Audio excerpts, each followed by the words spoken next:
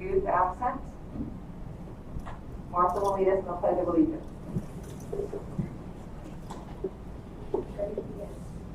I pledge allegiance to the flag of the United States of America and to the republic for which it stands, one nation, under God, indivisible, with liberty and justice for all. Next, stand for a moment of silence.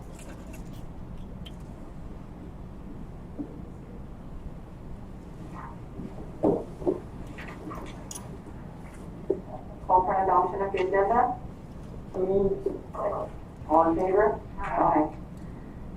Hearing session? No public comment?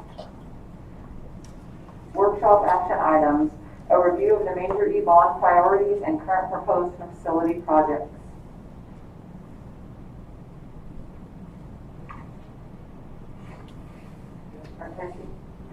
Or Jim?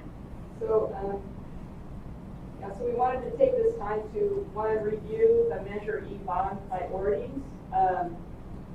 and discuss where we are with the scopes of the facilities projects that we have currently going on.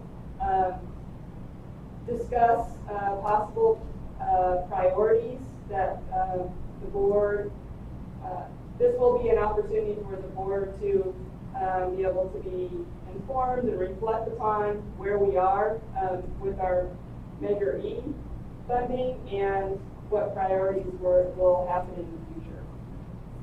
And so we asked our architect, Jimmy Sanders, to be here to kind of do an overview of facilities planning thus far.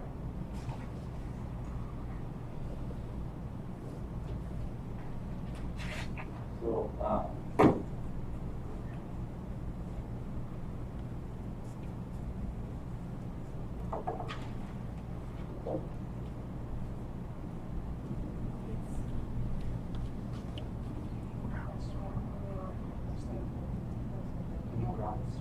Yep.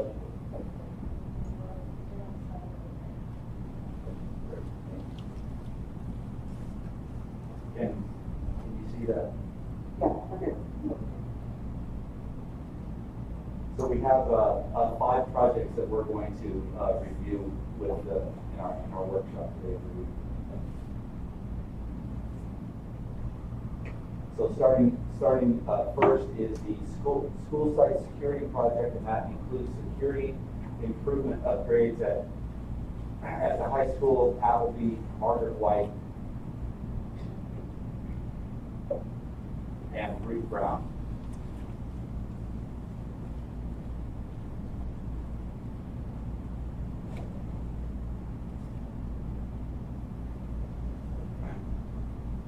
So the first project or the first site that we have shown here is the high school site. Or I'm sorry, there's the high school site.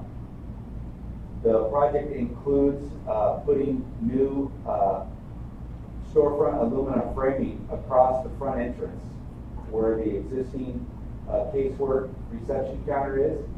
You get a new security door here and new access control hardware on these doors, the main entrance doors.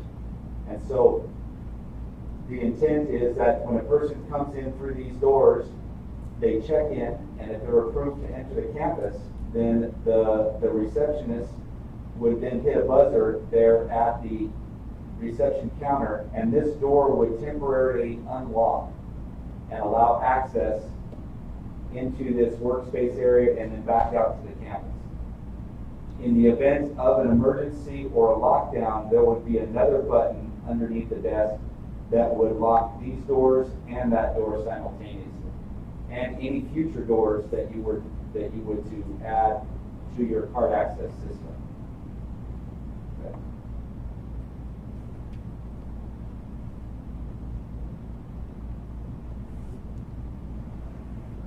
The next site is the Applebee site.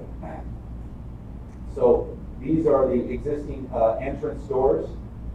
These doors here will take you into the main corridor, as will this door here. So the scope of the project includes putting new storefront aluminum framing across the existing counter and adding a new door here. So just like the high school, there will be card access hardware at these doors, this door, and this door. And so in the event of an emergency, all those doors would lock down. Once you're into this common area here, of course, these doors would be locked, and those doors also get the card access hardware, as do these doors. So once you're in this area here, the person that sits here has the ability to lock all those doors down, and you can lock all those doors down during school hours. Where the only door that would be open would be this one.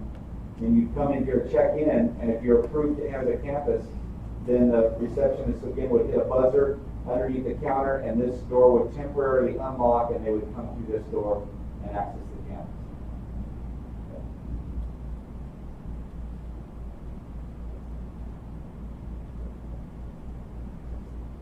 The next site plan is the Margaret White Elementary School. This is an existing counter, and it's very similar to the high school and to Applebee. There would be a button underneath the counter that would allow temporary access through this door. The door would unlock, and then you'd come in through the access the campus. So all of the there's new storefront aluminum framing all across the existing counter, and then a new door and glazing to lock off and create a safe area here. We get new hardware on those existing doors. Okay. As an alternate add one on the bid sheets, we also were adding a gate, and that gate is on the same access control system. What was the reason for the gate, Jim? So that you could lock, if you lock these doors and this door, you would have the ability to remotely lock that door or to unlock it. So just like you can lock these doors, you'll be able to lock and unlock those doors on the card access system. So if you wanted to, like for example, if you have a fob or an ID badge and you wanted to enter the campus but not have to go through the admin building to check in, well, there'd be a reader here on this gate, and you could access the campus. But I don't believe that the district's recommending that we go with that option. It was an additional $25,000 at the Margaret White site. So we're creating a secure entrance by adding the access control hardware to these doors and adding this door here, and then providing the new storefront frame system on the existing path. So can you talk about, like, with the bidding process, how that was divided out for that project? Yeah. So the base bid for that project was for all the work that I've shown you so far, plus the work at Ruth Brown. And all that was included in the base bid. Okay? And then we had an alternate add one, which was for this gate, and alternate add two was the gate at Ruth Brown. Okay.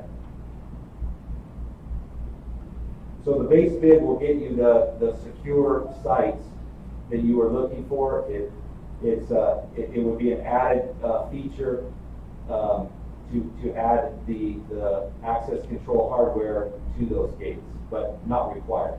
Right. So the bid does not include those numbers for the two gates. The base bid does not. Okay. Yeah. So you'll see the bid results sheet. There's a base bid, Okay. and then you'll see alternate add one, which was for Margaret White, and alternate add two was for the gate at Ruth Brown. Okay. Does that make sense? Yeah. So at Ruth Brown, very similar to the other three sites, the only difference at Ruth Brown is that currently we have an existing counter that encloses this area, and it's open over here. So we're opening up the counter here, and we're providing a new counter here, or casework, And then we get new storefront aluminum framing all the way across there and a new door here. And of course, we get the card access hardware on the existing door and this new door. And this system works the same as it does at the other 3 sites.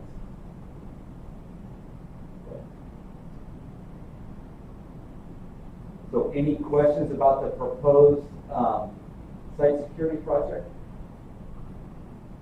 Does this include any of the software, for the, we talked about then, where they would put in their driver's license, anything like that? Or is it just the hardware that has the button, the emergency button, and then? Yeah, so it doesn't include the software to run the driver's license. Okay. However, it does include all of the software. It includes a card printer, so that you can print either your own fobs or your own ID badges. Okay. Yeah.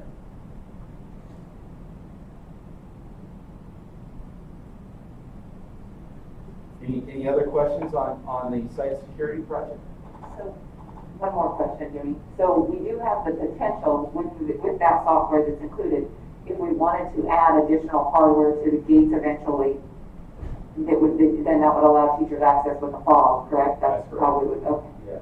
Like for example, you'll see later in the presentation, part of the proposed modernization project at Margaret White is to provide access control hardware on the entire site. So the nice thing about the system is it is expandable.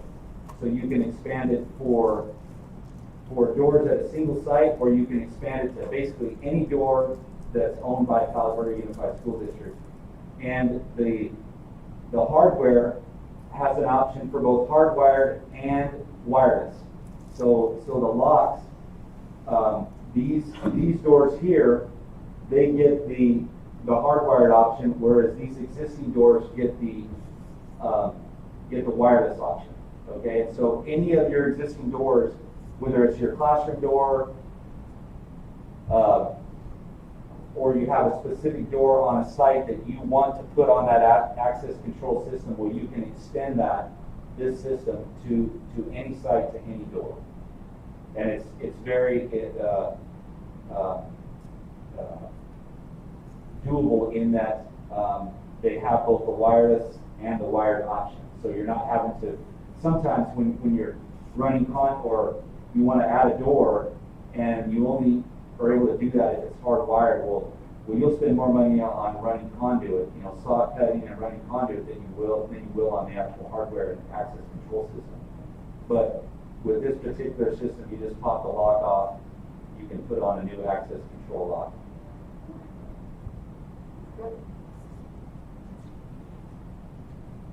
But I do want to kind of discuss, bring up, so this takes care of most of our facilities, but there was also looking, if we look at Head Start,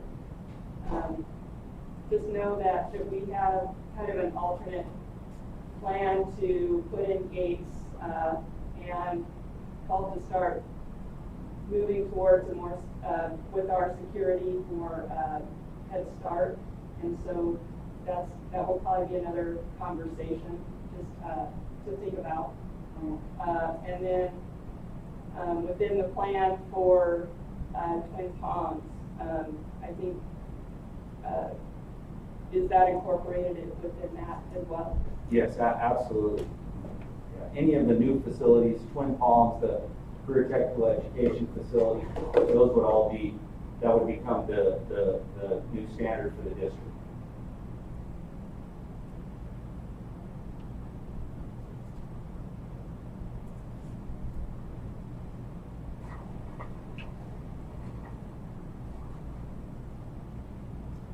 Okay, the next project that we wanted to review and update the board on is the Twin Palms High School Modernization and District Administration Modernization and Addition. Now, this project was originally submitted or presented to the board at a previous board meeting.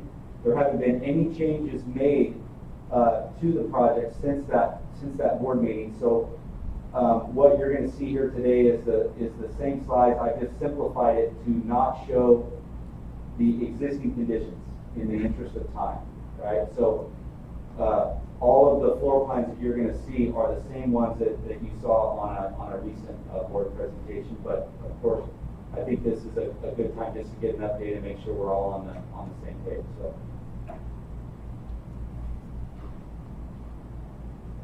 So the existing Twin Palms High School site, I think everyone's familiar with this, with the existing site. These three buildings, what we refer to as buildings 1, 2, 3, and 4, those are going to remain part of the Twin Palms High School. Okay, so starting first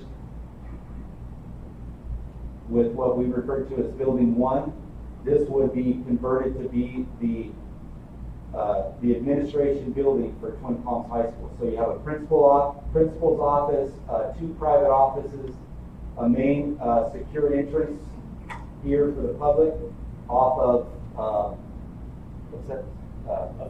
Chancellor Lufkin. That's Chancellor. Yeah, off of Chancellor runs these bus, Lufkin. Lufkin. Off of Lufkin. So yeah, off of Lufkin here. So. You know, we talked about security, so you come in here, this would be your public entrance.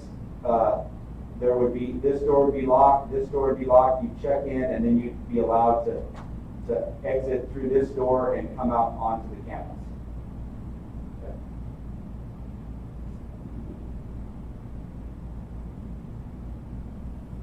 Okay. Building 2 is currently a classroom building, and it would remain a classroom building. There's very minimal improvements that occur here at Building 2. We end up with 2 standard classrooms, 3 oversized classrooms, and a tutorial classroom.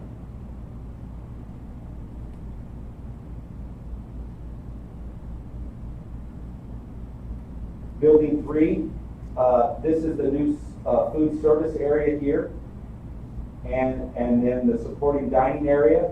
And then we have 3 standard type classrooms and 1 lecture classroom. This is the room with the sloped floor. Okay. So again, no changes to any of that scope from the previous presentation.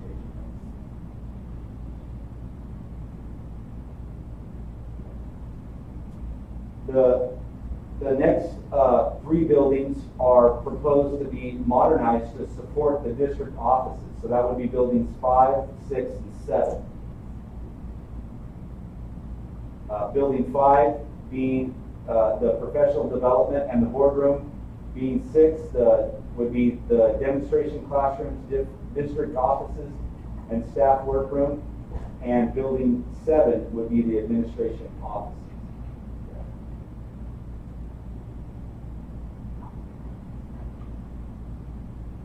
So building 5, starting with the professional development in the boardroom.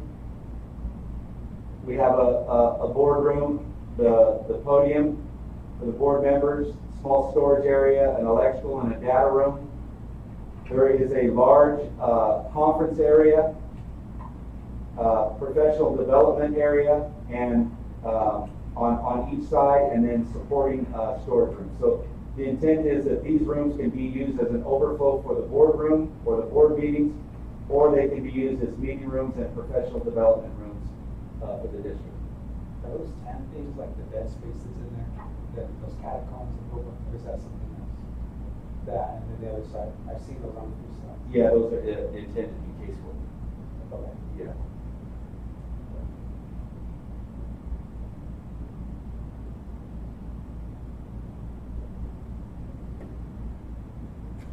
Okay, the building 6, the administration support.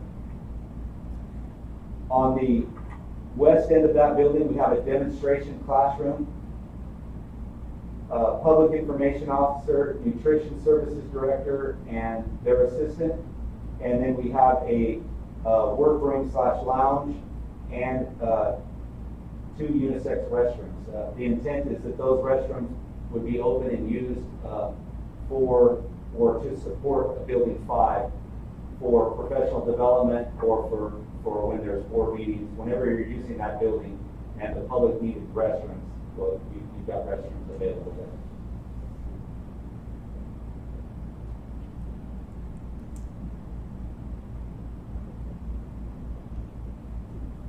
So building 7, the district administration floor plan. This is divided into 4 areas. Okay, so we've got this area here to the west, the center area, then this area here, the business department, and then general offices. Okay, so I want to point out that this space here for student services and accounting department is modernization space. So there's the dimension line. Everything between this in this area here, that's all modernization. Okay, and that's designed to again to support student services and the accounting department. Now everything in between those leader lines, which is the superintendent's office and the human resources, that's new construction. That's an addition. Okay. And then we go to the business department here. And then over on the east end of the building is the general offices, and again, that's a modernization. So both the business department and the general offices is a modernization. So I have each one of those areas now broken into a slide so you can see what we have there. So for the modernization area of the student services and an accounting department, it's a total of 2,826 square feet. We have the accounting, which is the director's office and an assistant office. The student services, they get a director's office and an assistant. And curriculum has one director's office, one assistant office, and then a special education file storage. They share a conference room, which is here. There are 2 unisex restrooms, and then 1 shared copy and workroom, and 2 file storage rooms.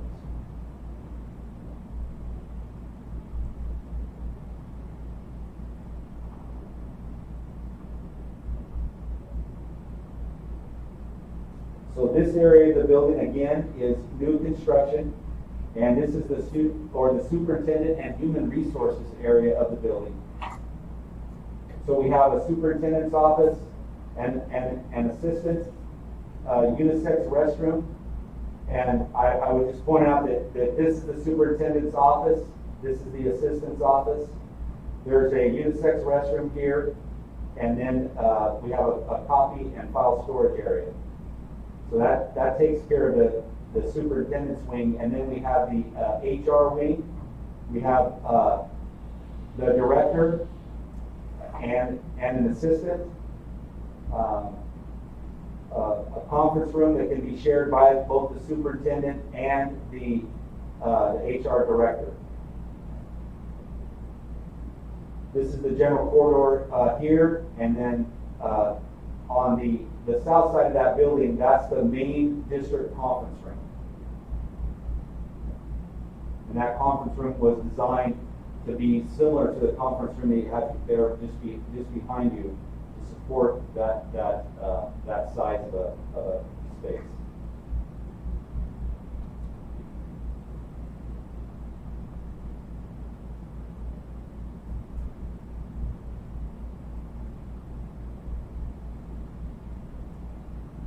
Okay, the next slide shows the business department. And again, this is an existing building. So it's modernized. It's a total of 1,815 square feet. You have the business officer and an assistant and a file storage room, and then there's the business office pool here, which supports 5 workspaces, a copy room, a supply room, and 1 file storage room. They share a conference room here.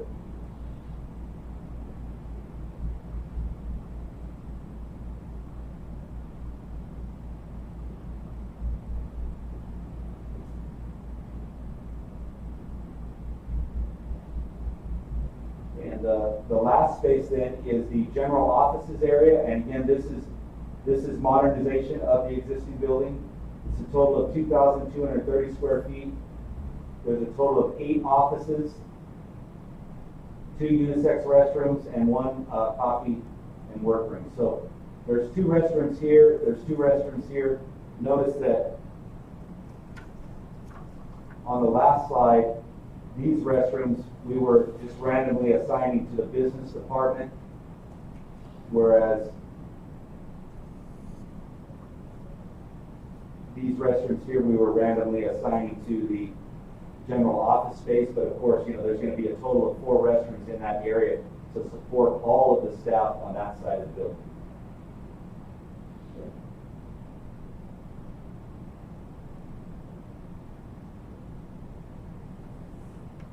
So any questions about that scope of work? Or Yeah,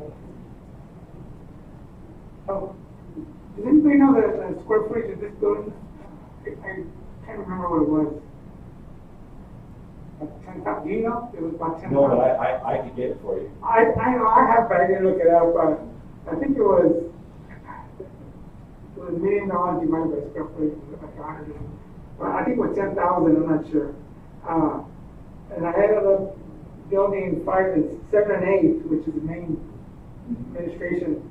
That came out to 8,900 square feet. So that's just a 2,000 square feet less than what we have right now. But one of the problems I have, and I still got all the stuff you gave us November the 5th. Okay, Okay, so that's what I'm going to offer. Yeah. When I got this, I of course, Dr. Bush is not around anymore, but I asked him, I needed a cost estimate of this project, you know, and everything happened, so we never got it. And I was also looking at downsizing, because I knew just by square footage what this cost would be. If you just figure it out per square footage, it would be beyond what we can afford, even with our bond. So I looked at it and I said, one of the things I don't like, a lot of cubby holes, little offices. You know, it's just consuming. And then we added a lot to the front of those buildings, which added another huge amount of cost. And we added to the back, in the center, back. And the idea back when we started this was that we were just going to add in between and cut the cost and to use existing walls and bathrooms so to keep the cost down. It didn't happen because of what the history of what happened since November. So when I saw this, I said, oh my God, this is a cost we're not going to be able to afford because it's just overwhelming. And that's only the main building. You still got building 5, building 6, which is also part of administration, which is, and there was no square footage in here, so I don't know what they were. But that's another, almost double the size of this building that you're talking maybe, I don't know, 16,000 square foot, and multiply that by square footage estimated cost, that's way, way up there. So I don't think we're going to be able to afford this design, with the bond money, and not having anything left over what we promised the voters. I went back to, and I got the pamphlet from Measure A, and I just did a briefing, and we promised them certain things when the ballot went out. And I looked at it, and it, the other stuff was in there, but there's stuff that is not even going to be covered because as a voter, I expect to see a career tech, the ag. That's what was in this proposal with Measure E, but it's not going to happen. And what do you think the voters are going to do when they find out that this is not going to happen? I just need to be able to think that maybe we need to downsize some of this stuff, maybe eliminate building 5, or 6, whatever it takes to get it down to where we can get something to show the community that we are doing the best we can, because I noticed that we also talked about a career center, and it was supposed to be just an ag career center, but my issue was that it should be for the whole high school, not just for the ag department, especially if we spend $6 million on farms, that we need to put money to meet other needs. And I just think we need to be able to downsize this. And I know you went out to DSA already and stuff like that, so I don't know what the issues would be, what the problem would be to downsize this. But I don't think we're gonna be able to afford this project. I guess the question would be, Jimmy, is what is the feasibility, like, here, I'm looking here, we have this general office area with all of these offices. What is the feasibility of, like Sunny mentioned, there's building 5 or 6, moving one of those areas, into this general office and not touching that building? You know, like you said, we know it's already went to DSA, so how does that work? Because as Sunny mentioned, and you know, Martha and I agree, we're gonna have to downsize. And also, you know, we've got to be aware of the current situation and what it's doing to school budgeting. We've got to be very frugal with the money that we do have with the bond.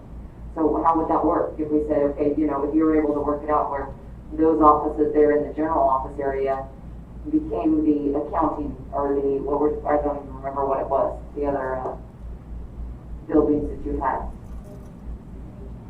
So, It was 5 and 6. But not that one, so it'd be the other one. So if you're able to move, I don't know, move your nutrition services and some of those offices and make them part of that main office, what is the feasibility? How, is it possible? How would that? yeah. So that's pretty simple to do. Okay. Yeah, in that, when this goes to bid, for example, you can do it when it goes to bid, you could just have that entire building as an alternate ad or an alternate deduct. Much like we did on the site security project in the gates, right? So that you come back and you say, okay, here's the scope of the project that's gotta be done. You know, we have to have this, but those gates, we might want to consider those. Just give me a price for them, and I'll let you know if we like, you know, if it's worth it, right? And so it would be really easy at this point to do an alternate ad or an alternate deduct. You know, we can strategize with your team and on whether or not to do a deduct or an ad, and you would just make this building the base bid, and then say, for example, make this an alternate ad. I like to do alternate ads myself. And then make this alternate ad 1, say, and make that an alternate ad 2. And then that way you would have the ability to only do this portion. Yeah, you're not required to do a portion of the project that one that you can't afford or that you don't want. So was it building 7 that had some of the new building associated with it? Correct. Building 7. So you can see an outline there. That's the new portion, right? No, you're connecting those two. Yeah, we're connecting. Yeah. So let me jump forward now to building 7. I've got to flip through a few slides. There's 5, 6, 7. So this wall here, that's an existing wall. And this wall is an existing wall. So see here where it says Superintendent Human Resources Addition. So this whole thing here, that's all new.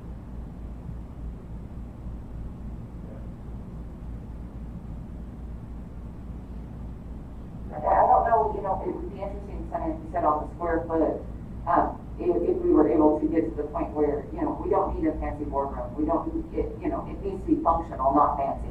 Sure. If we were able to, you know, have 5 and 6 go to the add-ons, you know, really we need to see kind of the cost. I guess some ideas from you on if it costs 5, costs 6, costs 7, and the potential, you know, and get, you know, Steve, Tracy, and Milton's input on it also, but just to see if we could really bring it in. Because we do know it's something we need to get out of this building, you know, that's a necessity for us. But we also have to think of the budget and the bond.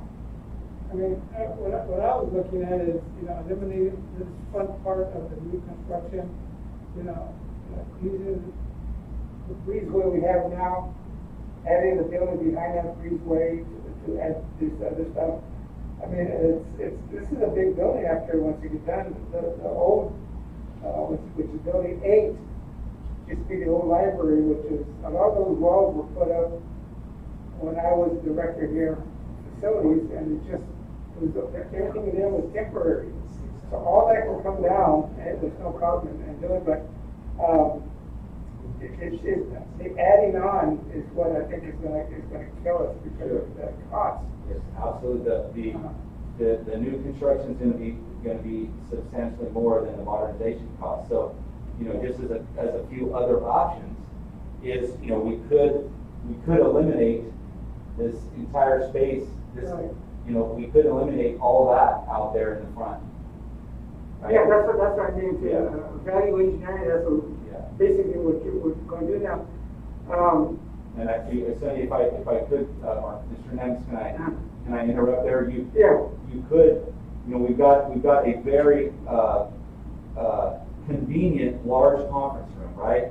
It's a great design. You know, you would use that all day, every day, because anytime you want to get a large number of people together, and so it's very convenient. But I would point out that, let me flip back over here to the building 5.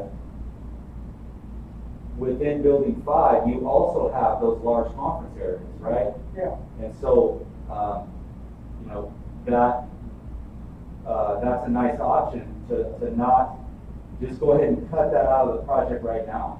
You know, just take that out and put this space in and take this out, and then you'd basically be losing your conference room, your new conference room, right? Or I'm sorry, you'd be losing your new conference room here, and then you would, over there in building 5 though, you have those large professional development areas that could be used as conference rooms. It's just not as convenient, but when you're having to cut, that's a good place to do it, I think. Yeah, and I noticed there's a lot more offices compared to this building, and I'm not sure why we added so many. I don't know if it's for having counselors there or stuff like that. I'm not sure why we have so many more offices than if you count what we have now, and compared to here, plus the other buildings, it seems like a lot of offices. To me, do we really need those many offices?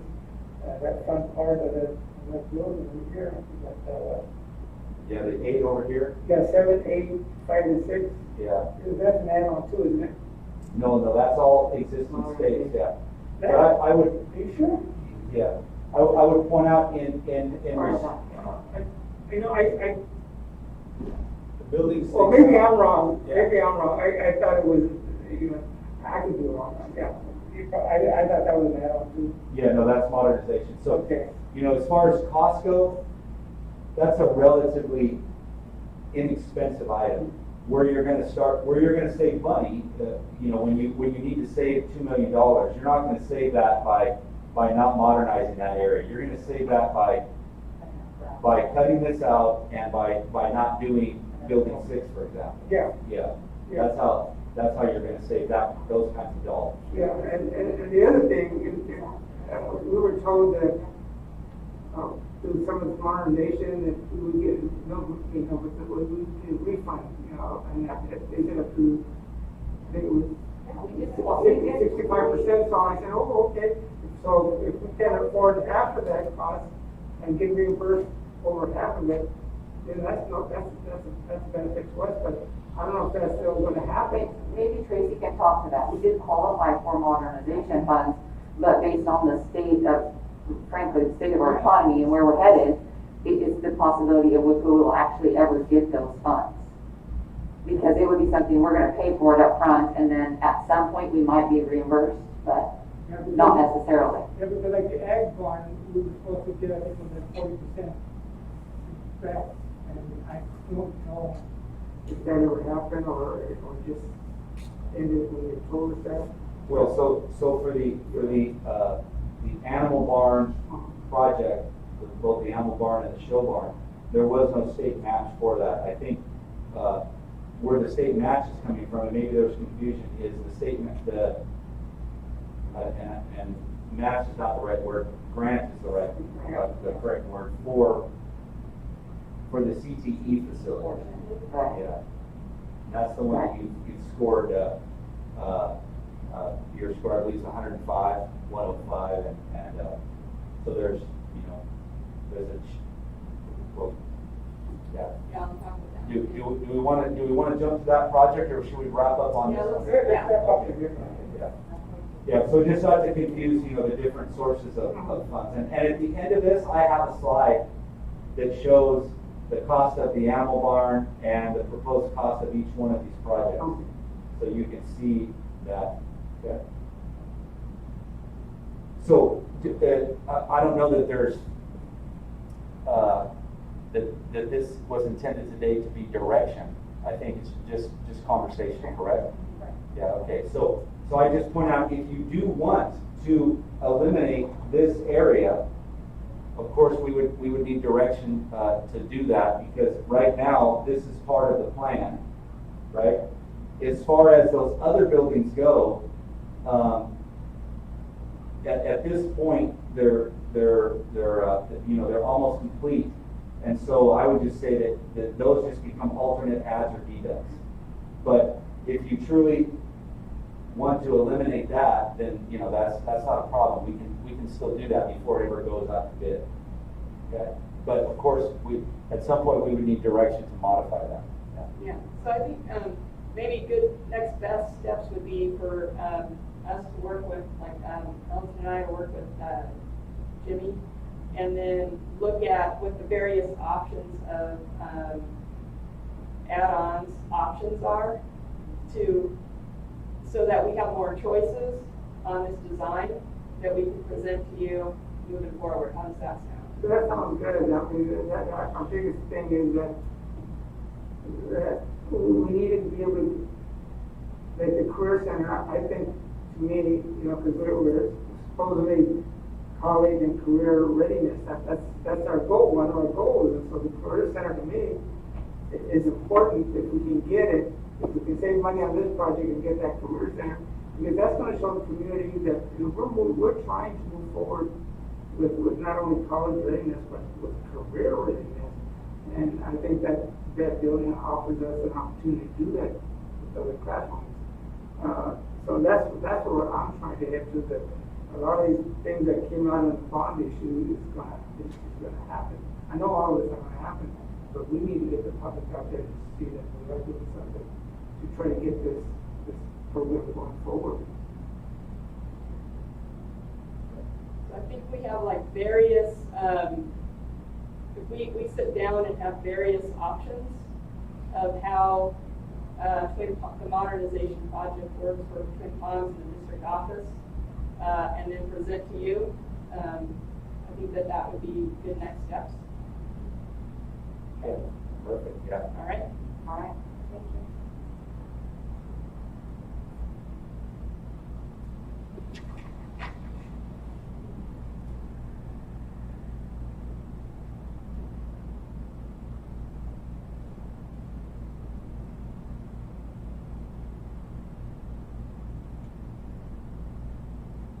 And just a quick question, Jimmy, on the general offices the last slide that you just showed, I think that was for support services, like student services support office, for like counselors, school psychologists, nurses. Is that correct? That's correct, and that's. I think there was a comment made, and I don't remember who made it, but that it looked like we might have too many offices, and I can say from our end, we spent a lot of time going through each one of the spaces here, making sure that we had each one of the spaces here logged, and that we provided a similar space at this new building, and getting all that to fit, right, was sometimes it felt like, you were trying to enforce it. It just wouldn't work. And so I'm confident that if we do have a situation where we have an extra office, it's just, there might be 1 or 2 extra offices, but it's not like we've got, you know, that whole office pool over there. Each one of those spaces, we call them office, but we can go back and look in our notes, and each one of those spaces, they've got a designated use that goes in them. So even if it's just, sometimes you have people that come into the office, like from the county, where they need an office 1 or 2 days a week. I think we had one office for them where they shared an office. Yeah, so yeah, we can go back through those and you know, make sure that we're all on the same page as far as who goes where. And so, just for clarity's sake, it's not just the district office staff. It's also incorporating other staff, let's say that's already at the Family Service Center. All of those staff members, and thinking about it, the sites staff that is there that kind of need to get incorporated into the project as well. We're partnering with some community support services that we need to think about space for them as well. So it's incorporating more people than just the district office staff.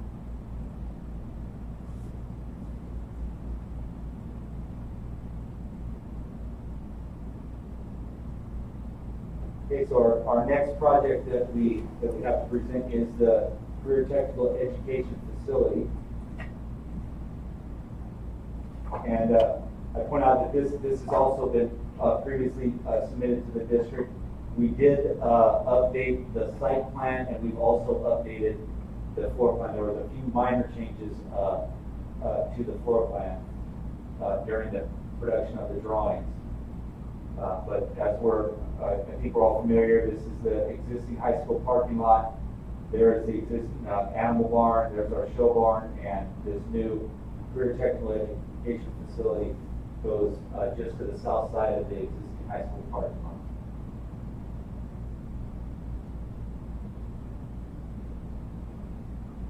So there's our floor plan, and as Mr. Hernandez pointed out, this is not an ag facility.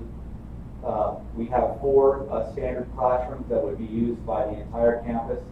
Those, of course, are new state-of-the-art classrooms. We have an animal plant science laboratory at 2,536 feet.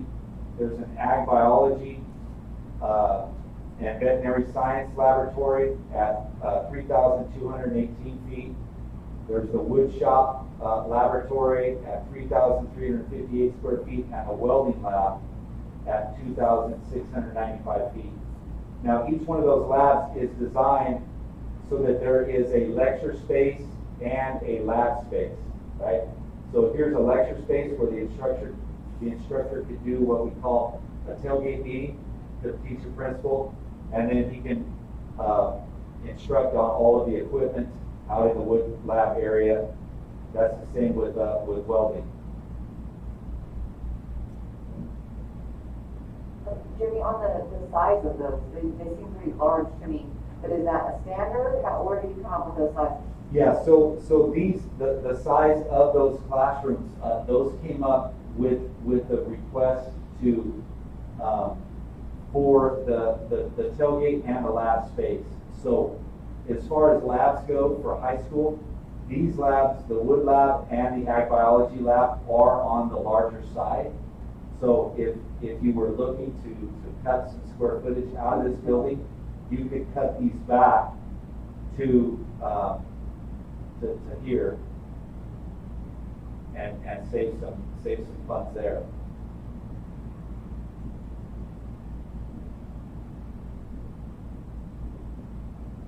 There's no wasted space in there, but that's very very generous spacing of the lab. So if you wanted to cut some square footage out of this building, that's the way you're going to save money. I can assure you, there's nothing in this building that's that's gold plated, or that you could save thousands of dollars on by reducing the finished materials and, you know, still have it be good school quality type construction. There's nothing in that facility that's like that. So in order to save money, you've got to cut square footage. And how about the classrooms? Are those standard size on a classroom? Yes, What are we, okay. yeah, the classroom, so this classroom is 885 square feet, and again, those square footage numbers are from the face of the inside wall, the face of the inside wall. A standard square footage for a classroom is 960 square feet for the California Department of Education, but that's from outside wall to outside wall. So by the time you subtract all that out, these are basically the same size as a standard classroom. So included in this facility is, there's a main entrance that faces the parking lot. There's student restrooms. We have staff restrooms here. There's a central corridor that runs east-west and north-south. So the students can come in through here and they can access any one of the labs, or you can come out a back door of the classroom and then access any one of the labs. There's a set of doors here so that anybody that's any type of school function, whether it's over at the new animal barn or show barn or out in the parking lot, and you wanted to give access to these restrooms, there's a set of doors here that shuts off the entire facility.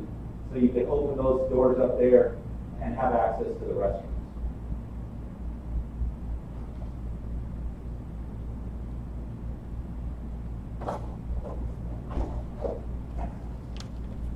So again, if we're looking to make some cuts, we would at some point we would need some direction, and maybe we do the same thing on this one when we get together and talk about the reduction to Twin Palms. We can come back and make some recommendations. Some options, yeah, but I see that's where we could make those cuts that you're talking about. use the square footage. Yes. Are these buildings, like this one, in the future, that's gonna be coming with some money, can that be expanded easily?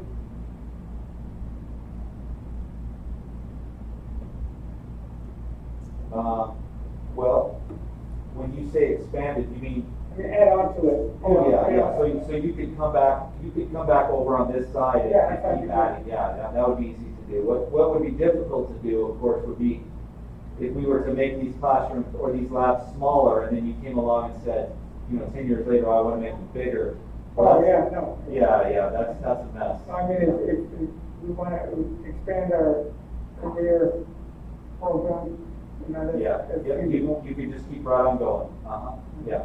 Now, you really couldn't go to the west because you're going to run into existing improvements, but you could go to the east and you'd have plenty of room to go to the east.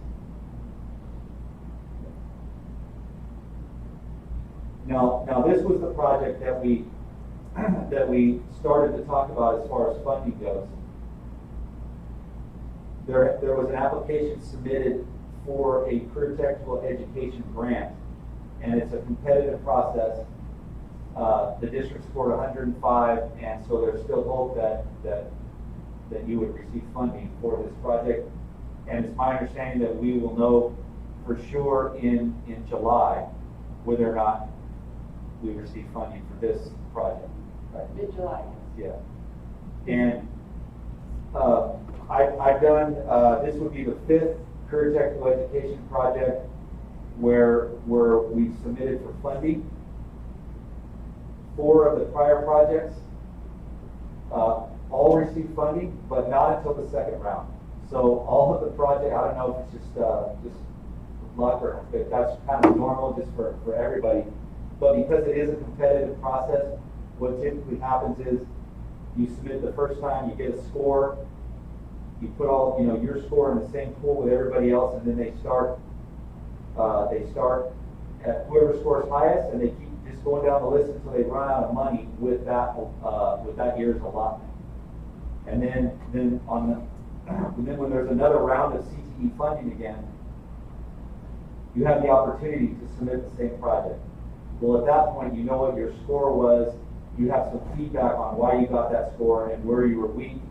And so you basically beef up those areas and get a higher score, And I've done that or been involved, with projects on four different occasions where they would be funded. What's considered a good score, a high score? Well, as I think the highest was like 139. So we are on the low end of, like, the lowest is 105. And that's what we scored. So there's a really good chance we're not going to be part of the first round, but we could have a chance with the second or third round if there's money left. And so have you ever worked with somebody where they were awarded the first round? No, not on this program. Yeah. And the consultant that you hired to do this, Rob, very talented. He's really good at what he does, and he'll tell you, if you just stick with us, we'll get you funding. It's just, sometimes they're not able to do it the first round. There's 4 different categories, and I don't remember what they're all called, but Palo Verde qualifies for, I believe it's called rural, right? Rural, which is the best category. It's the easiest category to get funding because there's not a lot of, the definition of rural, for example, Imperial High School, because of their location within the city, they're not classified as rural. Whereas Palo Verde High School, because you touch farm ground, well, you're classified as rural. That's one of there's a whole bunch of different little quirky things that put you in these classifications like urban and rural is a category. There's 4 different categories. Urban and rural on this one. Okay, so there's 3. Okay, all right. And then we'll come through and cycle more frequently in terms of our place in line for the funding. It's just that there's a good chance that we're going to miss this round. We could, maybe 20% chance where we could get funded on the first round, but it's a $250 million state grant, and we're calculating who's going to qualify, who's going to put in. The people that missed the first round, they're still in it, and we may run out of money before it's our turn in line to get the funds. So we won't know until mid-July what our status is. And it was a $3 million grant that we were hoping for. The last bond we ran was in the 90s, 2000s, something like that. We went out for a grant for matching funds, and we got matching dollar for dollar. It was a very good grant, very different. I was the one who created that. I went to a workshop and told us how to do it. Basically, gave us how to fill out the request, and we got it. But I don't remember what took them so long that it didn't take very long to get that one. Yeah, this one, because of the COVID pandemic, it pushed it out 2 more months. So there was extensions that, and so it pushed out when the award would be announced. And it also depends on how many people apply. I would imagine. Right. Yeah. Right. Nobody did. So we're kind of at the same state on this that we were with the Twin Homes. We'll work on kind of maybe scaling it down and what our potential is there and where we could take money. Okay.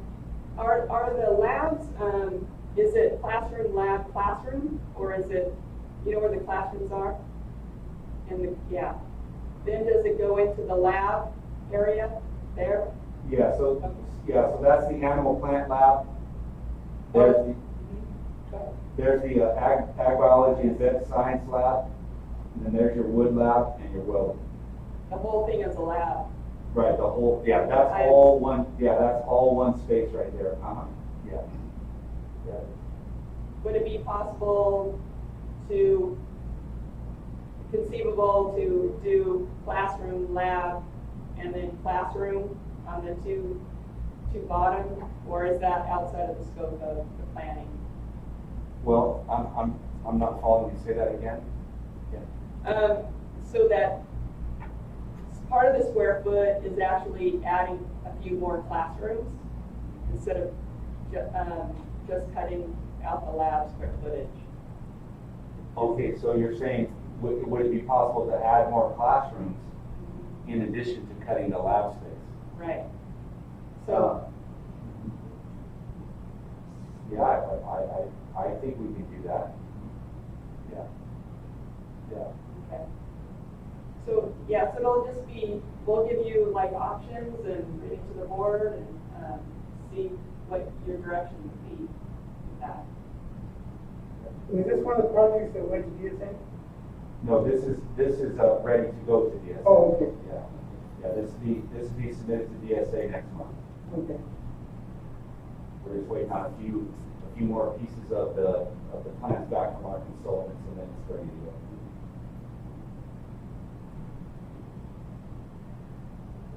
Thank you, Phil. Okay, our next project is the Margaret White Elementary Modernization. Just briefly point out the scope of this project. This just recently came up for eligibility. It's required that the site be 30 years old in order to be eligible for modernization, and I believe the stamp out date on the DSA approved drawings say 1990. So this year, this site is eligible. And so a typical modernization project includes making all of your facilities ADA accessible, new architectural finishes, new HVAC systems, new electrical and lighting, and then new data and AV systems. And part of that electrical system is that access control hardware. So for this particular site, you'd be looking at putting all of your doors on the entire site under that access control. But that wouldn't include the relocatables. Yes, it would. Oh, would? Yeah. Now, some of those relocatables are going to be 30 years old, and with relocatables, they're eligible after 20. And so some of those you could get your eligibility from, but even if, or once you establish the eligibility at the site, like let's say this site has $1,000, well, as long as you use it at the site, you don't actually have to use it at the building that generated your eligibility. So if you have a relocatable that's say 15 years old and you wanted to do some improvements to it, as long as it's located at the site and it's approved by DSA, well, you can do those improvements. The building way in the bottom, Margaret White, that one, that's a relocatable. Yeah. Yeah. Yeah, because I guess back in those days, you had to have 20% Right. relocatable. Yeah. And it's very well hidden. I call that a modular building, right? Yeah. Yeah. And where these are more your traditional, relocatable, right? Yeah. How about, would that include playgrounds? Yeah, absolutely. If you wanted to do some new playground equipment, new shade structures, you can do that with the modernization project.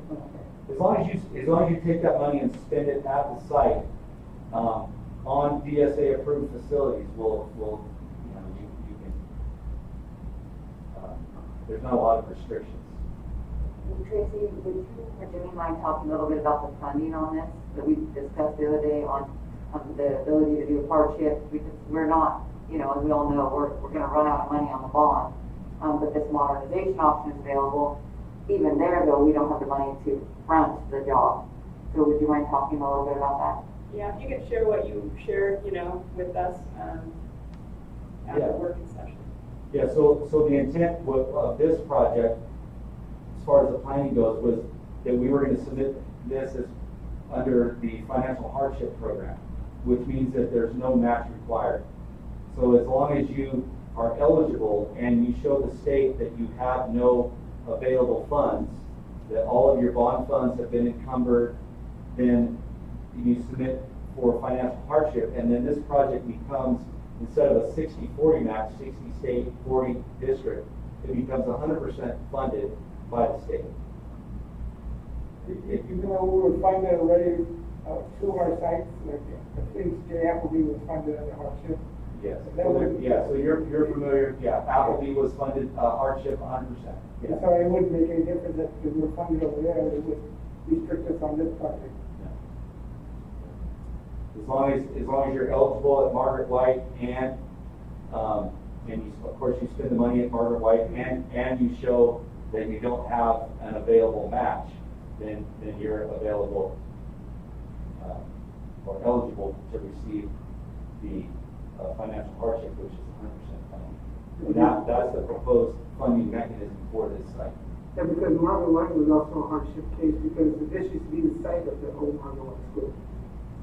So that was a hardship. This was an old military complex at one time. Okay. And it was the old Margaret White School, and They tore it they down. tore down and they built that one. Okay, yeah. So, And this site's in pretty good condition. You know, a lot of times when we do modernizations, you end up spending all of your money on infrastructure needs, like you know, replacing all of your underground plumbing lines and scrapping and replacing your entire electrical system. But this site, you know, those items are in pretty good shape. So what it allows us to do is take those funds and spend it on things that make people comfortable, and instead of, you know, required. Like, you know, you wouldn't want to do a modernization project if you had sewer line issues and not take care of that. But you could spend, you know, $1 million in saw cutting, jackhammering concrete out, and replacing lines. And when you were all done, you know, people would drive by, or students would come into the classrooms, and people would think, well, what did you do? You know. But we're fortunate that Margaret White's in pretty good shape with those infrastructure needs, and so we can spend the money on things that people are going to feel and see. Any questions then about Margaret White? So then part of this process is to get basically the plans drawn, approved, get it through DSA so that then we can apply for the modernization funding. Correct. Yeah, these need to be approved by DSA and the California Department of Education. Once you get those two approvals, then you're ready to submit your application to OPSC. But that has to be timed with expending all of your bond funds, which it doesn't sound like that's going to be a problem, right? But there still needs to be some strategy as to when you submit. Because if you were to submit this project before you submitted your bond funds, well, they could come back and they could say, well, we need your bond funds for your 40% match. Yeah. Can I ask why Margaret White was picked instead of Restrooms? Because Restrooms is a lot older, right? that was modernized in 2000, early 2000. Yeah. Yeah, that was really Yeah. modernized. Yeah, and Margaret White was, because it was fairly new back then, and that was Yeah, So it has to do with the cycle on when they come up, and Margaret White's time came up. Ruth Brown's been remodeled since Margaret White's been built, so they just taking turns. You're just taking turns. Oh, okay. Yeah. If you stick around long enough, you'll see the full. You'll see Applebee get remodeled. Yeah. Oh, wait, it's newer, so why is it? Right?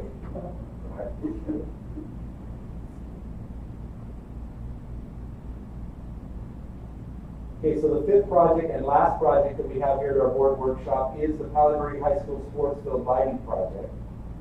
And we just have one slide on that project. So here's our existing football field. There's our existing baseball field. We have a practice football and soccer field here. And then we have a softball, baseball, and practice field. So the intent of this project is to light those fields, including the practice field for both football and soccer, so that we can give the football and soccer fields some rest during those seasons. I thought the practice field had lighting. It does. It does. Yeah.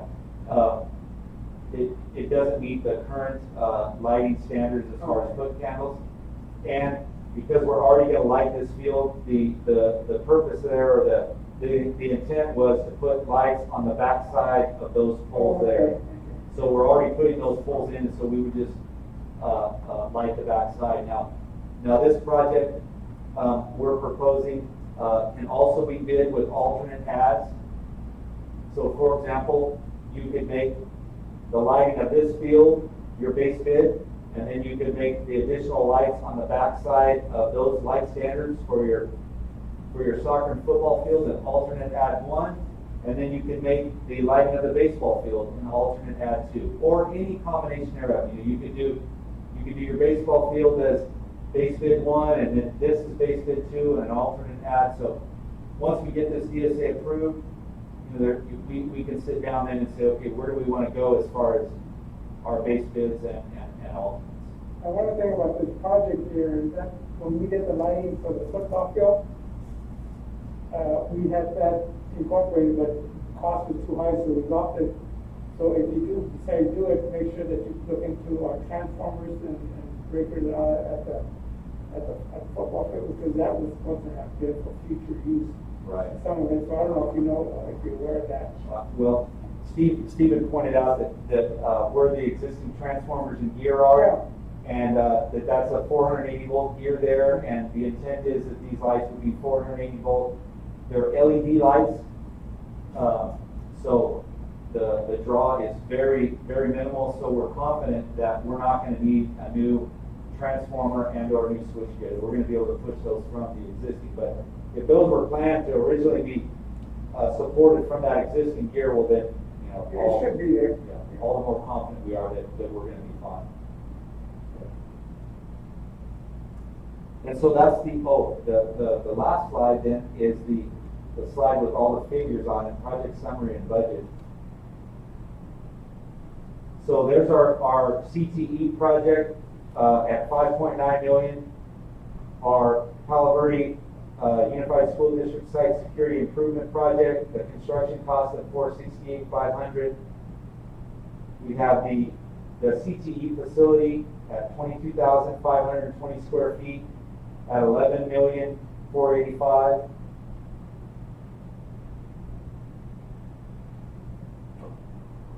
The Twin Palms High School mod and district office mod in addition. There's all of our existing square footages and the total new square footage.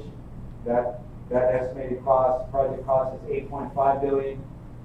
Then we have our Margaret White modernization.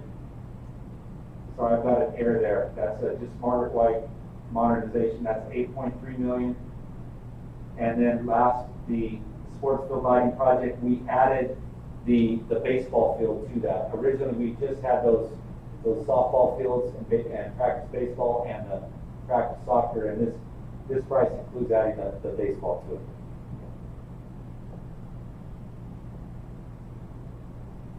So that concludes our presentation. If you have any questions. Well, I think it was great, Jimmy. If it's possible, could we maybe get an email on this, your presentation? It'd be great to have that. That would be great. Yeah. In fact, well, you got it on the thumb drive, right? I'll just take it over Yeah. to my desk. Perfect. Okay. Yeah. Was there anything else on that thumb drive? Okay. Well, then just keep the thumb drive. Yeah. Okay. Okay. Thanks for a good job. We're just gonna start cutting back now. Yeah. Yeah. It seems like your needs and of course your wants always far outweigh your funding sources, and so you just got to strategize and make the most of those state funds, and get in line and get your applications in, and it's my experience. I've been doing this a long time, and it's my experience that if you don't submit an application, well, you're guaranteed of one thing: you're never going to get any state money, right? But if you submit an application, eventually, I can't think of a project where there was a modernization, new construction that eventually wasn't funded. Sometimes it takes a while, and but if you submit your applications, and you're in line, eventually you receive funding. So. If we can fund the career center, we have a lot of relocatables. We may start thinking about that to get at least the ag department some space to teach. So I don't know if you ever thought about doing that too, if we can't fund some of these projects. Yeah. have a building over there that you can't use because students can't get into it, so. So, I mean, my suggestion would be to tear down that building to use it. But, that would be probably one of the last options we would look at if we can't afford some of these projects. So I guess we'll just wait and see, once you guys meet and, see where we can bring it in a little bit and just kind of go from there. Thank you, Jimmy, for coming over and for all the information and all the time you put into it. You bet. Thank you. Any other questions or? No, thank you. Okay. Did you, any changes or any concerns about the Margaret White, modernization, plan moving forward? I think on the Margaret White, I would like to see the shade added, because that was something that parents did come and talk about the shade for the children. It's really hot when the kids out in front of you. Maybe we give the print that we have here and what we're gonna add on to it. Because there are things that I know that we've done in the past that doesn't need to be done, but we tend to, because we get the money, we tend to, like air conditioners, when there's new ones that only been put in maybe 3 or 4 years ago, those don't need to be replaced. But things like that, so maybe we can see, half sheets and then what's actually going to be changed to us.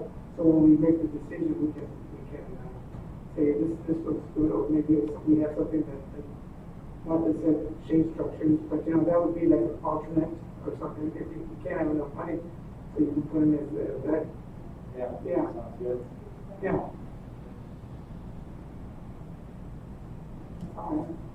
So then it sounds like getting together, and then there's, I think, for 4 of the projects to talk about the alternate add-on recommendations. Right. Okay? Right. Thank you very much. That was really helpful. Okay, thank you. Okay. Do we have any other business? Any future agenda items? Meeting adjourned. Next regular meeting Tuesday, May 19th at 6 p.m.